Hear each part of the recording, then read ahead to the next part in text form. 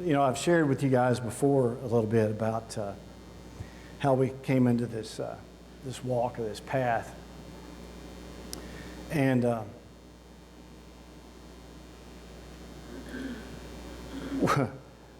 was quite mind-blowing when some of the things that revealed to us in context of understanding God and understanding His Word, and to learn to quit thinking like a Westerner.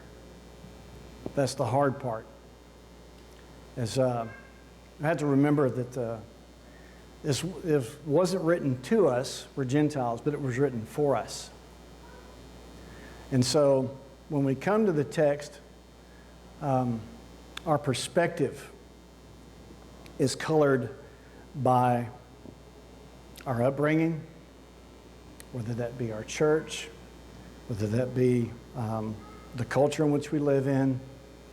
All of that shapes the perspective from which we approach the text. And I'm not saying that we've got the Bible wrong, but I think what's happened is that we've lost the context of how it was written, who it was written to, and what it said, because in the West, we've distanced ourselves from the Jewishness of the canon of Scripture. We've distanced ourselves from our Hebrew roots. And so when we came into this, of course, I was very skeptical. Matter of fact, when I came into this room, I was very skeptical.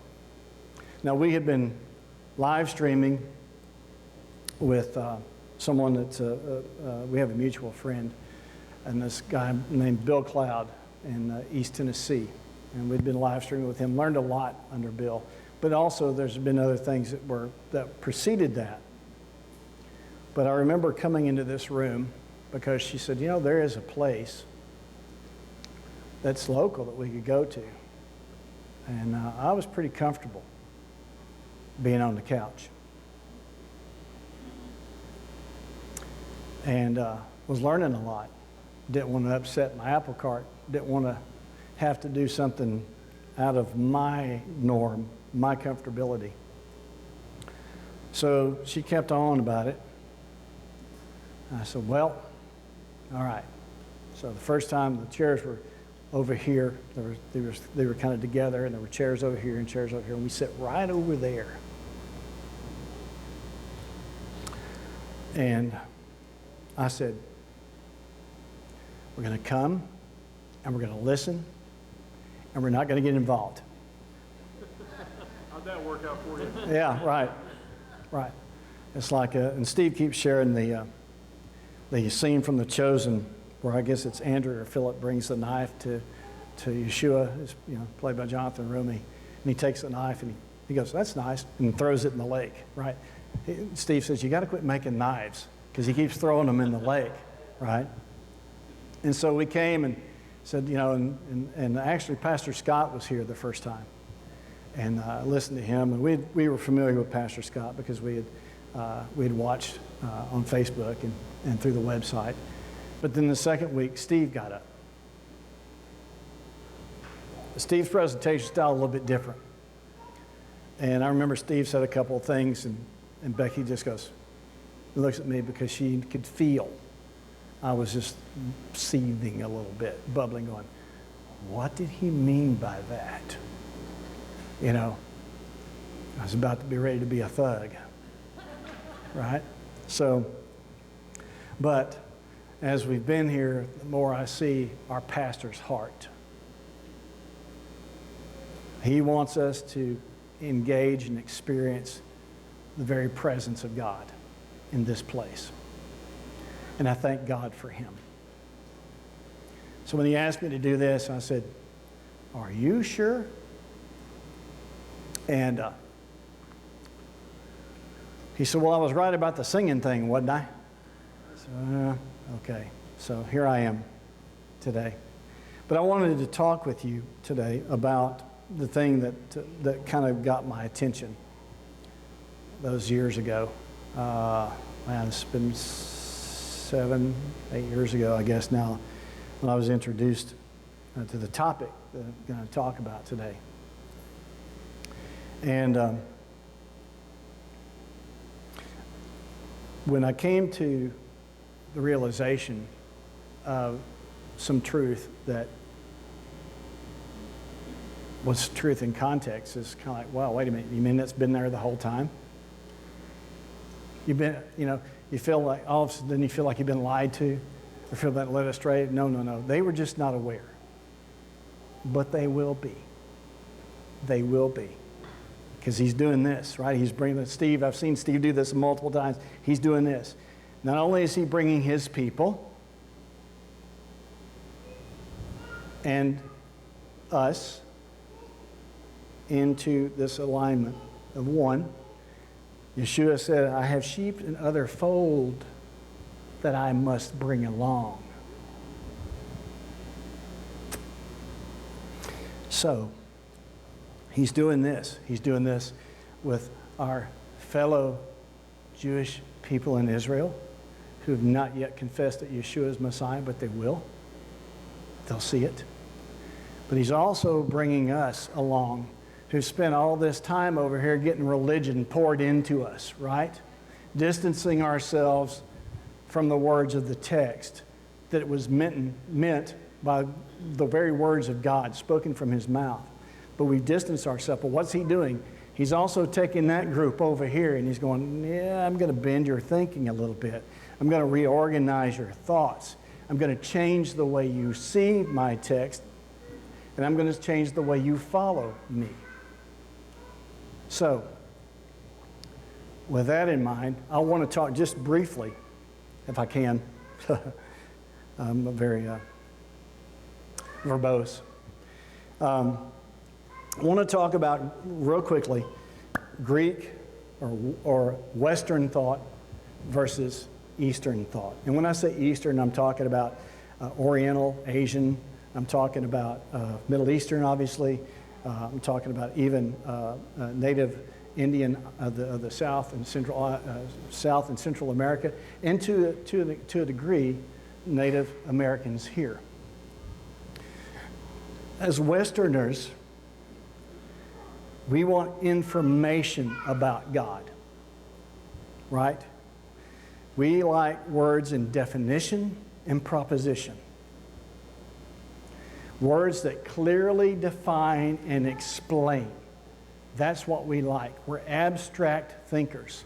We're rooted in Greek philosophy because we live in the West. We live in a culture far removed from the land in which the Torah was given, from which these things occurred, these experiences which were recorded and put on the pages for us.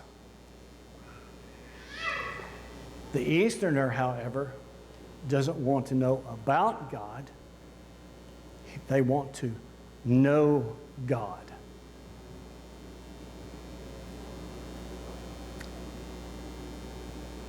We like, in the West, to organize point 1, point 2, point 3, point 4. Read Paul. It's like Paul's going along and he's talking about something, and then all of a sudden he grabs something from somewhere else and he fits it in. It's kind of like he forgot about something, but then he brings it back into the text. That's Eastern thinking. You can't outline a rabbi. You can't outline a Torah teacher. Why? It's because they're all over the place. Because, oh yeah, and this, and oh yeah, and that. So, just as an example, okay.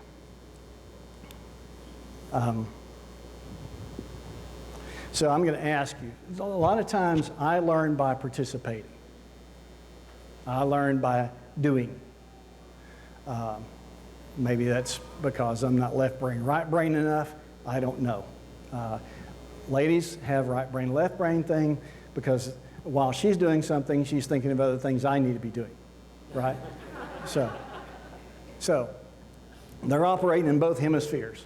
Guys, as long as we got a place to sleep, some food on the table, and some little bit of security, we're all right. We'll leave all the fretting to you. So what I want you to do is give me a word. Who or what God is. Just one word. And just, now, we're so Western. We're scholars, right? We're so Western, we're sitting here just nicely with our hands folded and staring at me. In an Eastern setting, when the prof, the rabbi, the teacher ask a question, they all speak at once. So does that for a second change your mind about the Sermon on the Mount? Yeshua is speaking, but then there people are just talking back at him, right, at random. And he's picking people, and he's saying, well, no, the meek shall inherit the earth, right? So he's responding. So you don't have to raise your hand. So just give me one word about what or who God is. What? King? Real? Revealer of mysteries? Just? Healer? Love? Comforter? Father? Holy? Creator? Righteous. Okay, now, so I'm going to pick a few of these. I want you to close your eyes. Now, God is just. God is holy. Or God is omnipotent. God is omniscient. Do those draw any pictures? Can you see those things? Well, you might say, well, God is omniscient, or God is creator, right? And sometimes you have to stretch that because you got to visualize something. You got to visualize a mountain. You got to visualize the cosmos, right? So those words are not necessarily, you can open your eyes. Those words are not necessarily picture words. That's information. It's good information. It's right information. It's true information. But it's just that. It's information. It's in here. The Easterner wants to experience God. Westerners, it's just give me the information and I understand. Sometimes we have to do to understand, right? But, so,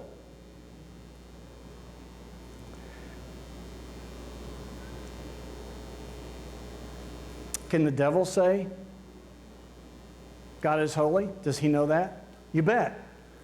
Does the devil know that God is just? You bet. So what separates his knowledge of God and yours? Relationship. Yeah, that's a good one. But as a Western thinker, if all you're operating in is knowledge, then you've missed it.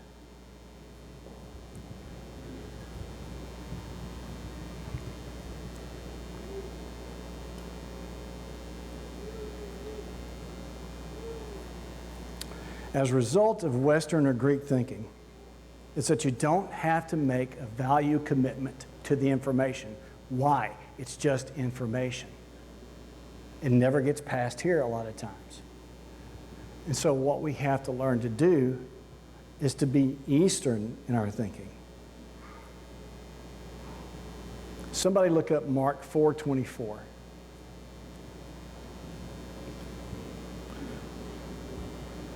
And stand up. This is very Jewish. And stand up and read it aloud.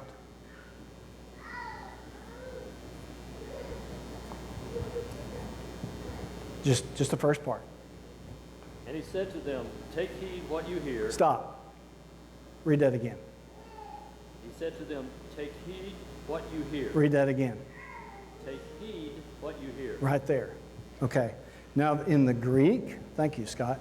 In the Greek, that translates to look at what you hear. Matter of fact, some of your translations get close to that. Look at what you hear. How can you look at what you hear? You can if it's a picture. The Hebrew thinker, the Eastern thinker, relates in story and picture. Can you see it? So close your eyes.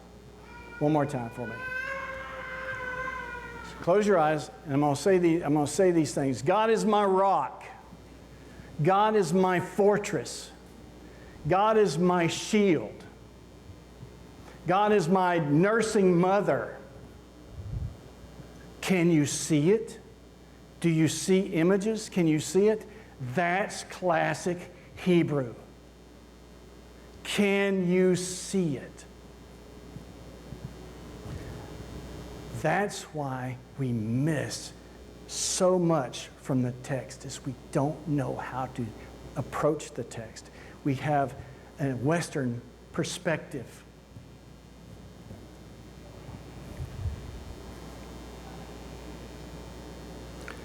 So today, I talked about, I showed a little clip, and I'll show it again, about what green pastures really are. I love this song. I love Psalm 23. I love David. Because he was a man after God's heart, which means he wasn't perfect, but it means that every time he was pointed out, David, you screwed up. He runs to God. He runs to God. He's a man after God's heart because he comes to him and says, scrub me with hyssop. Right? Create in me a clean heart, O God, and renew a steadfast spirit within me. He knew immediately when he had screwed up, he goes right back to God. So, he opens up by saying, the Lord is my shepherd. So I can imagine David sitting under a broom tree or an acacia tree, and he's watching his sheep. He's under there because the heat of the sun gets up to 120 degrees. And if you don't have something on your head, it'll cook your brain. And if you can't think, you'll get into trouble. You'll get into danger in the desert. You'll get into danger in the wilderness. So I can imagine he's sitting under this acacia tree and he's looking at his sheep going, you know what? I'm a lot like that. And I am so glad, Lord, you are my shepherd. We speak in terms of things we're familiar with. If you're a teacher, or if you're a health professional, or you're a pastor, or whatever your vocation is, whatever your occupation is, whatever your life is, whatever your world is, a lot of times you speak from that perspective. You speak from the things you're most familiar with. So what is David? David is a shepherd, right? Now, shepherds, by the way, in that culture, were not men. They were either prepubescent, I can't talk. They were little boys. David was probably anywhere from 10 to 12, maybe. Most of the time, they're girls, premenstrual girls, but they're little girls. So think about this. A family will put their entire wealth of this herd, this flock of sheep, under the guidance and the guardianship of a little girl. So that changes the picture a little bit, doesn't it? So it's not the way we think. I think about what Yeshua said. He says, hey, don't forbid the little children to come to me, because unless you come as one of these, you can't enter the kingdom. Don't know how that ties, but that strikes me.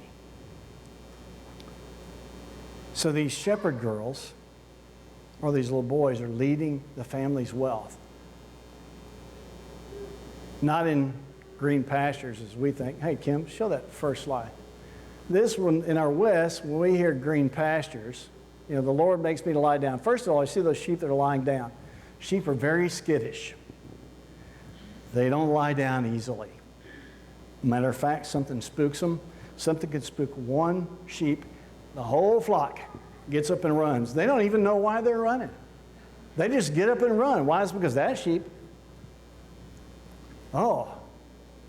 they're buying 14 bricks of paper towels over there. Maybe I should do that. Kind of witnessed some of that, didn't we? Right? So they're skittish, so they have to feel really at ease and really comfortable, right? But the green pastures, that's what we think. But that's not it. What's the next slide?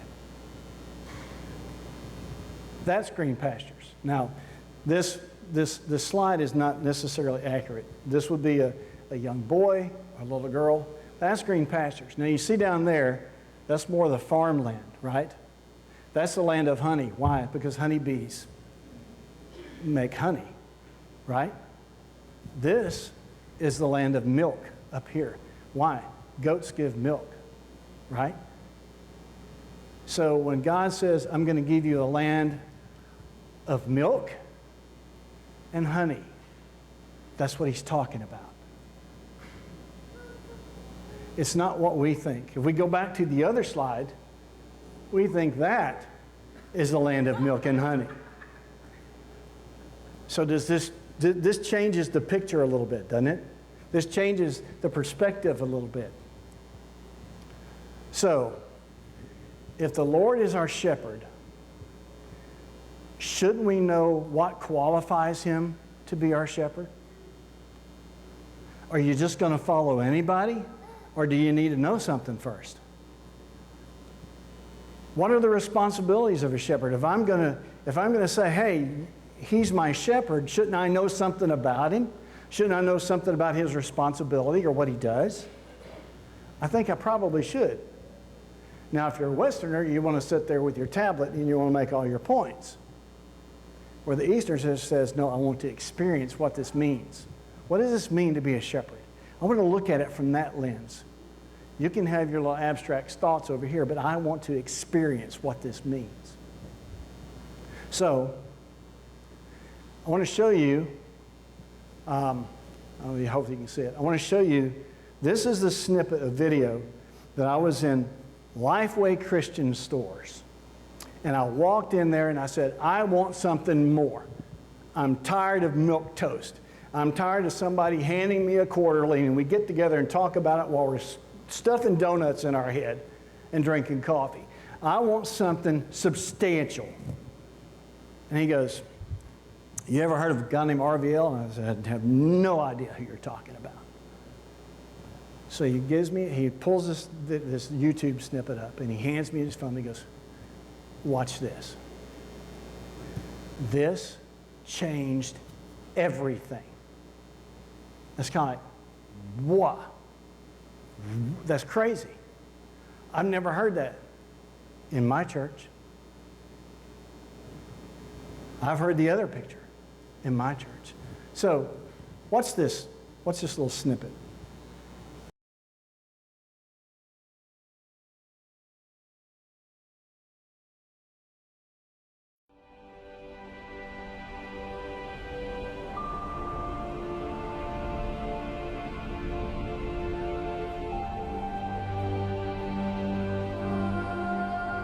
As part of the shepherd lesson, I did want to look at one thing in the wilderness that will maybe surprise you a bit.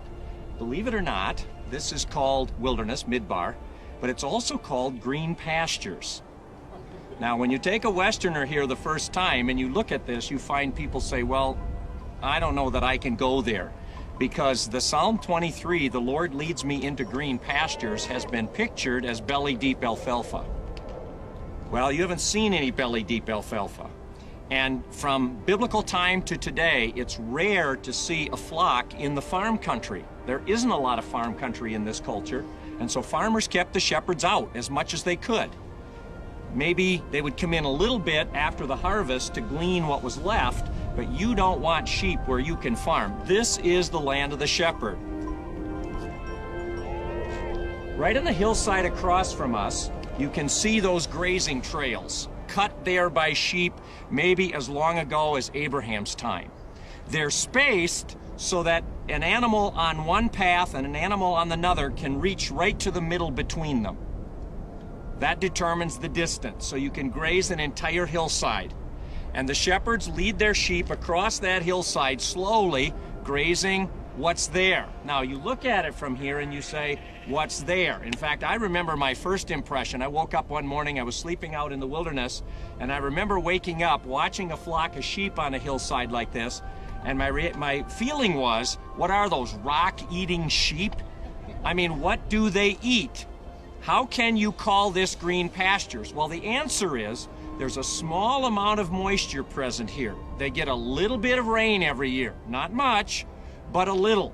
Second, there is humidity in the air, especially in the evening breeze, like right now. You can feel it coming from the west off the Mediterranean. There's moisture in the air. That moisture, combination of the rain and the humidity, condenses or drips along the edge of these rocks here. And if you notice, right around the rocks, almost always next to the rocks, you get little tufts of green. Get one a moment. That's what we refer to as the green pastures. So the shepherd looks for a hillside. That's exactly what she was doing. Look at that flock across from us there, just stunning. Those two shepherd girls have found a hillside that either was exposed to the wind or had that small amount of rain. And they move that flock across the hillside, and it's one mouthful here, walk a step or two, another mouthful, another mouthful, another mouthful. Now that changes the green pasture image a little bit, besides the picture changing radically. Green pastures are not everything you need for the rest of your life. If you make that belly deep alfalfa, then what God is saying, if you follow me, I'm going to plunk you down and you'll never have to move an inch the rest of your life. Just reach out and grab it. Tell me that your life with God has been like that. Worry, said one rabbi, is dealing with tomorrow's problems on today's pasture. In the desert, you learn the shepherd will get you what you need for right now. 10 minutes from now, you trust the shepherd. Just enough.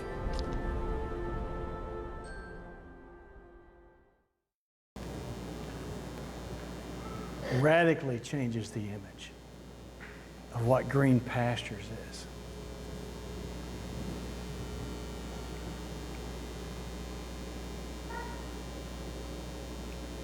Before that, David said, I shall not want.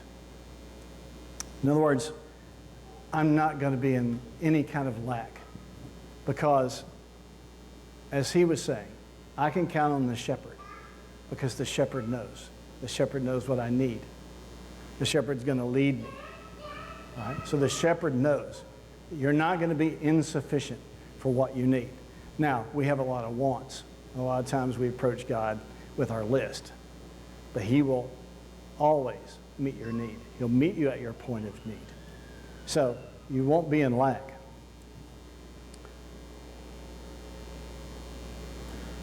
It says, he leads me beside still water. Now, as he said, in the desert, there's not a lot of water. And they do get a certain amount of rain. And sometimes that rain can come all at one time. And it flows down. A lot of times if it's up in the mountains, it'll flow down through these ravines or these caverns that have been carved out through the limestone called wadis. Wadi is essentially, in the dry season, is basically a dry riverbed. But that is where, after a flood will come through, there will be a pool of water that will be left standing. Now, I want to show you. This is what we think still waters is in the West. Right? Actually, that kind of looks like my aunt and uncle's house out in Bologna. But anyway, I digress. So that's what we think still waters are. But I want to show you what happens in these wadis. through this little video right here. Obviously, it has rained somewhere up into the mountains. This is the mountains of Judea, actually, right here. And so you see, as it's coming, making its way down into these wadis, you see how brown that water is. It's bringing silt, it's bringing clay, it's bringing dirt from up in the mountains, and it's flowing down through. This is actually a spectacular video, I thought, that kind of shows what happens. There'll be a portion here in just a minute where you see people down in this riverbed where the water's beginning to collect. Right here.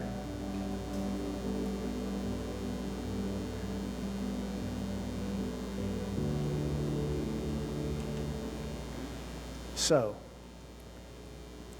now, when you're in the desert and you're thirsty and your flock is thirsty, you're going to find the most available source of water. And show the next picture. Okay, there's nothing moving here. This is a wadi, right? So that water is still water. It's accumulated here. It's in this wadi. Show the next one. That's still water. Now, if you're a sheep, go back to the first slide, and you're a sheep, that looks really tempting because you're thirsty. But do you see a difference between this one and the other one? That's a spring-fed. That's actually in Gedi.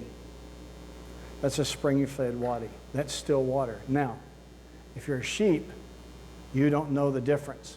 So you have to count on your shepherd. He says, he leads me beside still water. I don't know the difference, but the shepherd does. Now, if you're a shepherd girl and you're in this wadi, the other wadi, if you're in that other one, and that wall of water comes rushing down through there, and you wait to move till you hear it, you're dead. They have found sheep that have been washed up. Matter of fact, there was a couple of Jewish students who were actually hiking through a wadi here a few years back. And they were in a wadi, and they didn't pay attention to the fact that they were there during the rainy season. And a wall of water came through there and washed them away. They found one and never found the other. But if you're a shepherd girl and you have your sheep in that wadi, the Bedouins today are they're nomadic people, and they're probably most like David's, what David would have experienced in that time. So the Bedouins have a barrel hanging at the end of a cable. And when they know that it's raining in the mountains, they'll take an iron bar and they'll, boom, hit the side of that barrel. And the next guy hears it over here with his barrel. Boom, and he hits that barrel. So what that is, so the shepherds know if you're in the wadi, get out. Get out now. Because you're going to die. So when this water dries up, go back to that other image, Kim. When this water dries up, you can see it's brown. It leaves the stickiest, muddiest clay. And if you were to walk in that, you take 5 steps and that's up over your ankles. You can barely lift your feet. Now listen to David. God, I'm stuck. Lift my feet out of the miry clay and set them on a rock. That's Psalm 40. God, help me. I'm going to die. He trusts his shepherd to move him out of danger's way. Another thing about sheep and about a wadi that I want to visit while I'm here is this.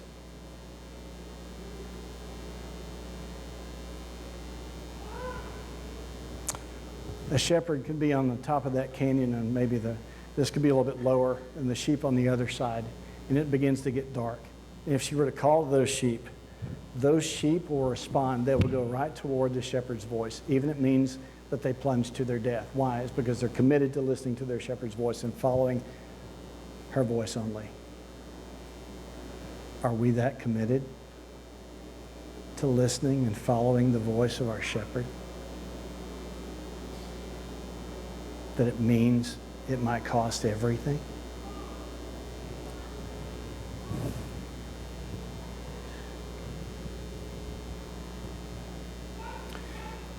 And the word still in Psalm 23 finds its root and comes from the word shalom. Forward to the next image, Kim. Water of peace. He leads me to peaceful waters where my mind is refreshed and I am renewed. That's your shepherd. The shepherd knows, so listen to the shepherd. He restores my soul. The Hebrew word, it's called, I'll try not to butcher it here. It's yeshoviv. He restoreth.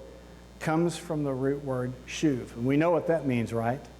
Shuv means to turn or to return, which is the root word of teshuvah, right? So when he restores my soul, he turns me back toward his path. He turns me back. He restores me. Have you ever felt like you were distanced from God, but he let things occur in your life and he restored you to himself? He restored you. He put your feet back on the path. That's the shepherd. The shepherd restores you. The shepherd brings you back. It says he leads me in the path of righteousness for his name's sake. Sheep, for the most part, travel in a straight line behind their shepherd. Now that can create a problem when a shepherd calls sheep further up on the hillside because, like I told you, they won't walk around danger. They'll just go right through it. Just kind of, can we identify with that sometimes? We're sheep. We're just going to do it. We don't necessarily think about it. We're just going to do it. So, speaking of being on the path, that's why it's important to be joined with a community whose mind is set on hearing the shepherd's voice. I've been in other communities where their mind was not set on listening to the shepherd's voice. I'm glad I'm in this place because I know that to be true here. It's so important to be with like-minded people who are following and seeking to follow after the shepherd with everything that they have. Now, goats, on the other hand, goats always know a better way. You know what I'm talking about, don't you? Goats always know a better way. Always know a better way. I was listening to RVL. He used to take people on these, as you can see, on these hiking tours. And he said, I could always tell the goats, no, it's better over here. Come over here, you know. And he said, no, you don't need to be over there. But goats always know a better way.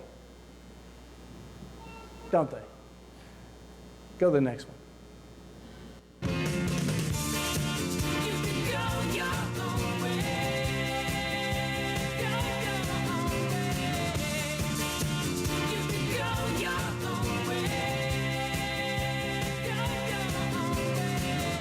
They almost had that right. They should have called it goat your own way, right? Right? But as goats, they want to go their own way, do their own thing, cut their own path. Oh, the shepherd, yeah, I'm going to come back over here when the shepherd has food and water. I'm going to hang out over here, but then I'm going to go back right to what I was doing before. That's what I learned about me in 2020. I had only given Jesus mental assent. I've been raised in church. I could tell you, I could answer your questions. I knew everything. I could answer all the, I could check off my list in my Western mind. But what I come to find out, I had only given him mental assent.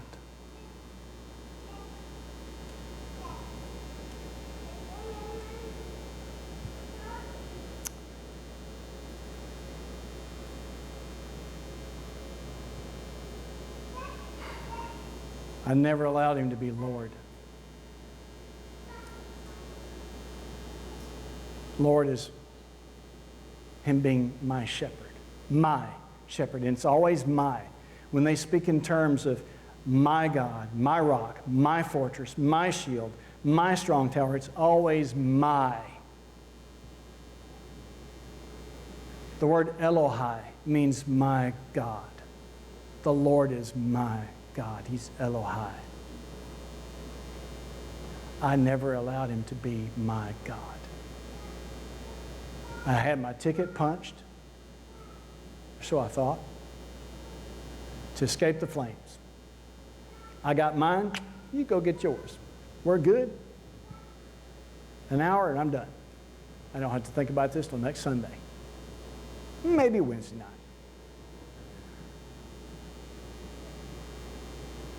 I never allowed him to be Lord. That's the difference.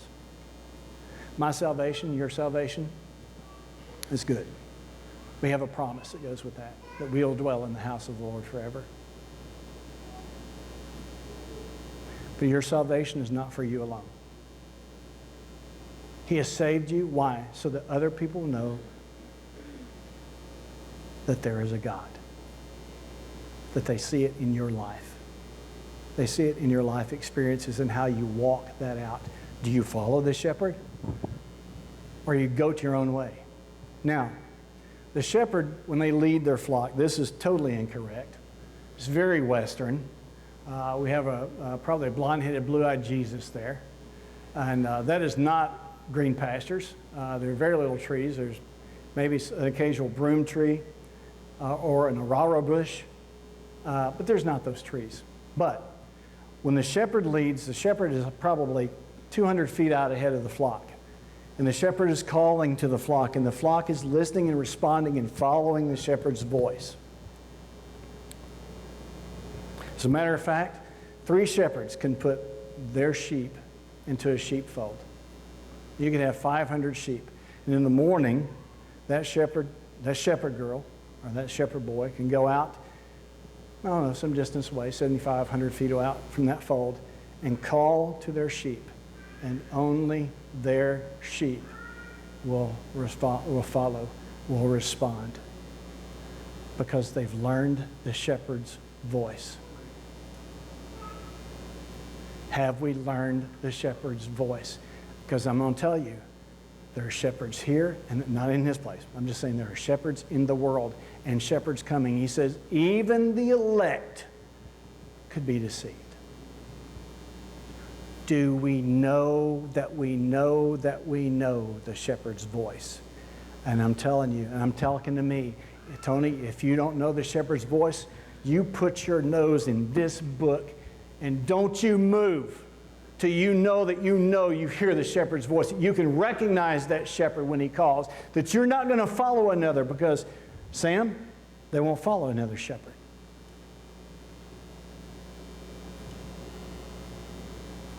They will only follow the voice that they know because that shepherd knows still water from still water. That shepherd knows how to guide that flock along that hillside because the shepherd's looking for the tuft of green. Why? To provide. And even if they eat up all the grass at that moment, if the sun comes immediately and strikes that, it all withers away. But it's like manna in the desert. Overnight, it springs right back up. Can you see how Yeshua and the shepherd are one and the same?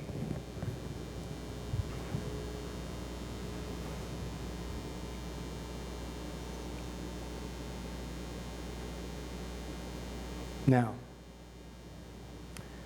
It says, yea, though I walk through the valley of the shadow of death. Now, don't want to skip anything. I do want to come back for just a half a second. It says, he leads me in paths of righteousness for his name's sake. They always travel in a straight line. The animals will not walk around hazardous obstacles, and they'll plummet straight down, hurting themselves or killing themselves in the process. So to avoid this, the shepherds a lot of times will guide their sheep down zigzag, down the side of a hill or a mountain. And if one sheep strays from the path, it will lead the other sheep astray. Again, that's why it's good to join yourself with a community of people, a community of like-minded believers who are intent on following the shepherd.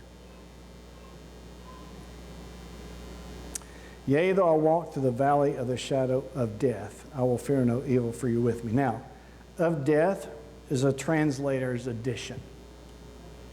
Actually, it says, and you may have a translation, it says, though I walk through the valley of the darkest shadow.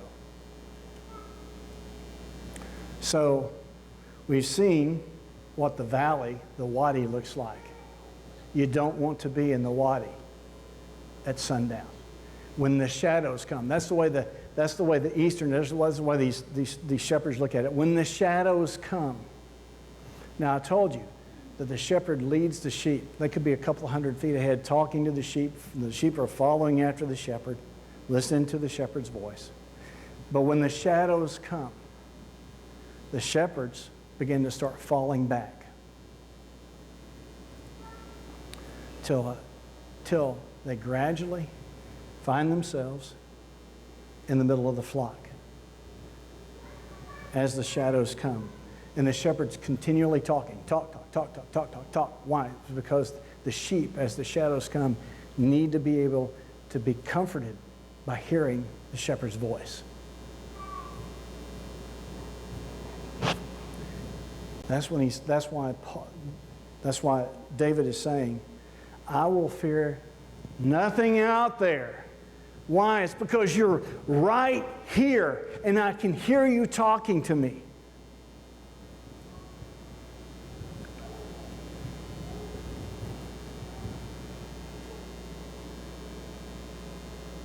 Incidentally, if something in that culture happens to that shepherd and that he or she dies, they have to slaughter the flock because they will not follow another shepherd's voice. I find that moving, that I would be so dedicated to listening and to knowing my shepherd's voice that it doesn't matter what you put in front of me. If that's not my shepherd's voice, I'm not moving. I'm not following, I'm not going.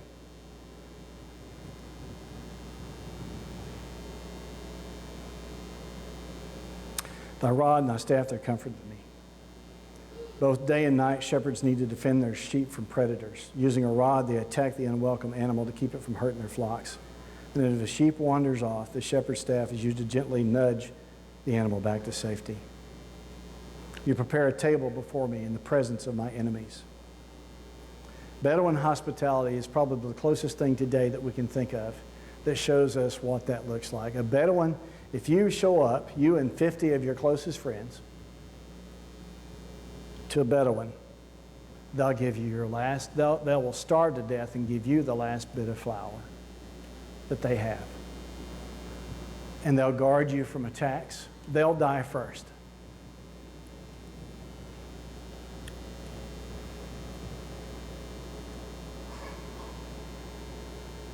So that is a picture, an example that even when enemies surround us, God will offer us what? His hospitality. When he says, when he sets a table before me in the presence of my enemies, does that sound like a drive-through to you?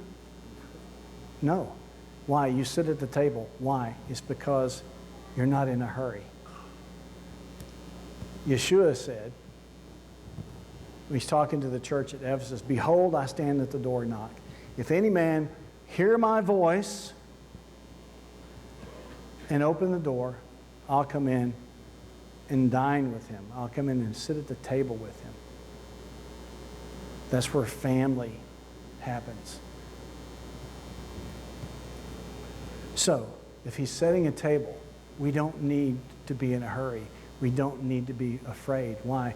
The shepherd is with us. You anoint my head with oil. My cup runs over. So, you don't know if you know about this or not, but in that culture, they anoint they put oil on the sheep's head because they have certain flies and bugs that will kind of get up into the nasal cavities of these sheep, and they'll lay eggs. And then those eggs will turn into larvae, and the sheep will almost kill themselves, butting their heads against rocks, posts, whatever they can find to get the worms that are burrowing in their brain out. They can die from this. But the oil prevents that. The oil prevents the bugs from going up into the nostril because it pours down over almost the entire head of the sheep. But also I found something else fascinating. I read a book one time by a guy named W. Philip Keller, I believe. It's called A Shepherd Looks at Psalm 23. And he said that he not only would he do the same thing for his sheep to protect against these little critters that want to come in and go up there and start feasting on the brain, but he also knew that he had sheep that just like to butt heads with each other. So he would put the oil on the head of the sheep so that they'll slide off, so that they wouldn't, because he knows in any flock you're going to have a difference of opinion, right?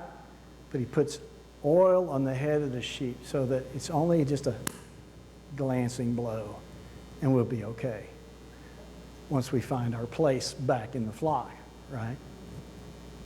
I just found that fascinating. Surely goodness and mercy shall follow me all the days of my life.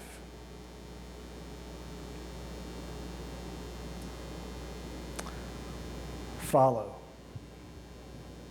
I've said this before. It's not like follow like, I'm just going to follow you, just at a regular pace. It says his mercy chases us down. It pursues us. It's the idea of something being hunted. That his mercy pursues me. It chases me down. Even when I spent 53 years of my life running the other way because I'm a goat. My mom always said, your hard head is a goat, boy. I spent 53 years running the other way.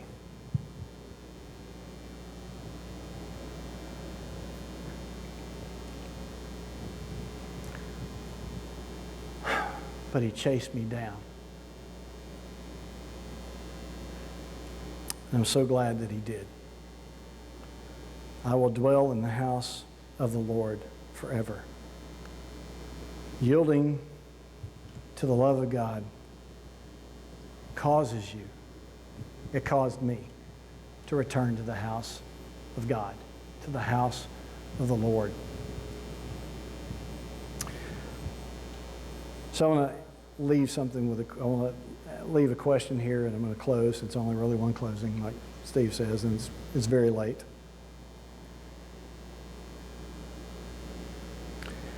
In the 1st century A.D., there was a rabbi named Rabbi Akiva ben Yosef. And there's a story about Rabbi Akiva that he lives in Capernaum, which is the same city in which Yeshua resided, right? And he lived one generation after Yeshua. And so he's walking along the road of the Sea of Galilee, and it's getting late. And as all good Jews do, Jewish men do, they're reciting the text, and they're thinking about and they're meditating on the text as he's walking along. But when he gets there, it's getting late, and instead of taking a left and going to the gate of Capernaum, he ended up going right instead and ends up facing a Roman fortress. And actually, they found that Roman garrison not far from the entrance of Capernaum. And so he ends up at this Roman garrison. And out of the dark, this voice booms at him. Who are you? What are you doing here? And so Rabbi Akiva, being a little startled and taken back, he says, what? Which kind of catches the Roman centurion off guard. And he goes, who are you and what are you doing here? So without skipping a beat, Rabbi Akiva goes, how much are they paying you to ask me these questions? And he thought, who is this? He said, 2 drachmas a week. He goes, I'll pay you double that if you'll stand outside my door and ask me that question every morning. Who are you? And what are you doing here? I don't mean in here. Who are you? And what are you doing here? Are you a sheep that's following the shepherd? That's got your nose to the shepherd's feet because you don't want to miss a thing? Or are you out butting somebody else over there because you have a difference of opinion over something that in the broad spectrum of things doesn't matter? Who are you? And what are you doing here? I have that on my computer so that I can remind myself. What am I doing here? Am I doing anything that makes a difference? Because I'm going to tell you, you're supporting one of 2 kingdoms with everything you do, say, think, and the way you live your life. You're either supporting the kingdom of the adversary or you're supporting the kingdom of God, and there is no in between. Zero. There's nothing. Gray area? Pfft, there is no gray area. You're one of 2 kingdoms. All right. Who are you? And what are you doing here? Yeshua says this in John 10. Most assuredly, I say to you, he who does not enter the sheepfold by the door, but climbs up some other way, the same is a thief and a robber. But he who enters by the door is the shepherd of the sheep. To him the doorkeeper opens, and the sheep hear his voice. And he calls his own sheep by name and leads them out. And when he brings out his own sheep, he goes before them.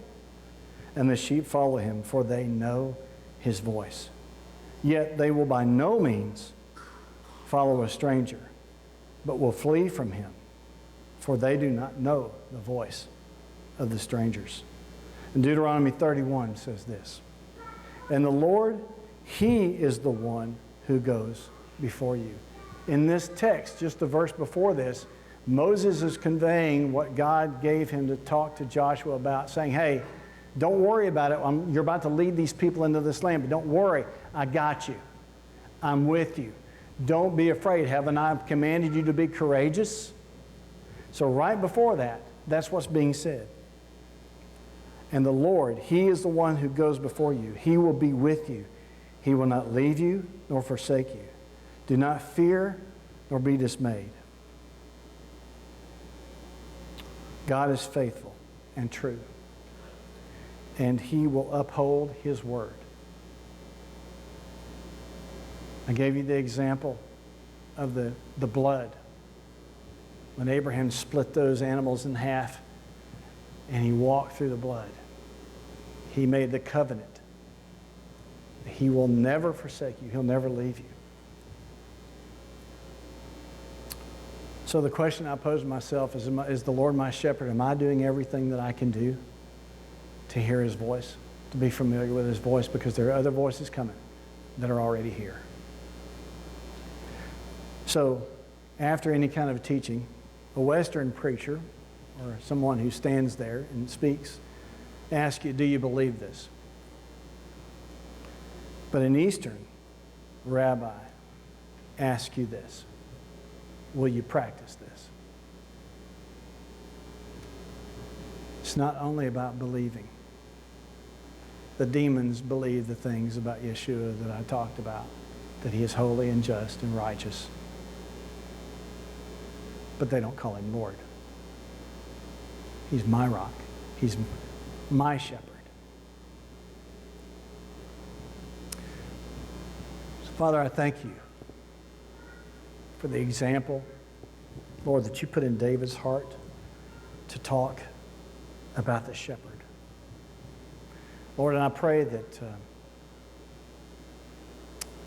if we have not done so, that we would learn to listen, to be familiar with, and to follow the shepherd's voice.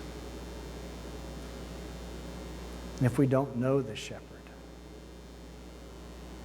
Father, I pray that you would help us to know. For those that don't know him, Lord, that let our lives be such that leads them to the shepherd, that draws them to him. Father, I thank you for this community of people who I know love you and seek to follow your voice. But Lord, Yeshua, you are the good shepherd, and that for every need, you are the answer. You're the provider. We thank you for that. And we give you praise and honor. It's in your name, Yeshua, that we pray. Amen. Yivarech Adonai ve'yishmerecha Ya'er Adonai panav alecha v'chunecha Yisa Adonai